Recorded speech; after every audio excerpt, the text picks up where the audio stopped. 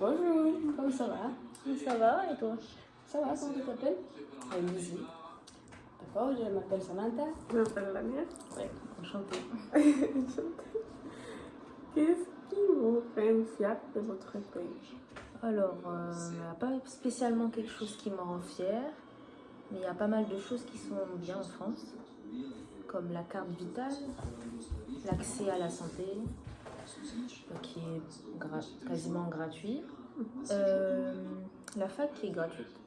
Dans les autres pays, c'est pas le cas.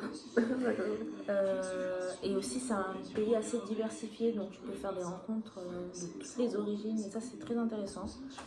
Et les monuments sont très beaux. L'architecture, tout ça. Ouais. Quelles valeurs et traditions considérez-vous importantes dans votre pays? Alors, je dirais la fraternité, parce qu'il y a énormément d'aide en France pour trouver un logement, pour aller étudier dans une autre ville, pour trouver un travail, pour aller chez le psychologue. Oui. Voilà. Et sinon, la gastro... Enfin, c'est pas vraiment une tradition, je sais pas trop, mais la gastronomie française, très riche. C'est très Ouais. Surtout la pâtisserie. C'est quelque chose. Voilà. Qu'aimeriez-vous être différent dans votre ville? Alors ici, je trouve que il n'y a pas assez de sécurité, parce que maintenant, il y a beaucoup de gens à Montpellier, ce qui fait que maintenant, on a beaucoup plus de cas de vol, ce genre de choses, et je trouve qu'on devrait accentuer la sécurité en France. Enfin, bon, en France, oui. Mais à Montpellier, ouais, spécialement. D'accord. Qui savez-vous le Mexique? Alors, je connais pas trop le Mexique, mais la culture mexicaine, elle est intéressante. Surtout l'histoire, les Aztèques, les Mayas, la nourriture. On a déjà mangé mexicain, parce qu'on a déjà eu des étudiants mexicains ici. On a gardé contact avec un Mexicain qui habite à Cancun.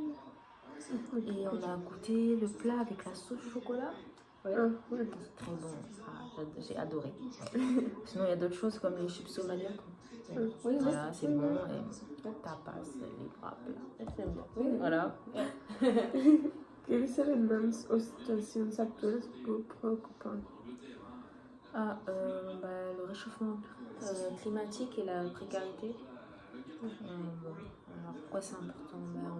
Le réchauffement climatique, parce qu'on est concerné, on est jeune, donc c'est important de savoir si on aura un avenir ou pas.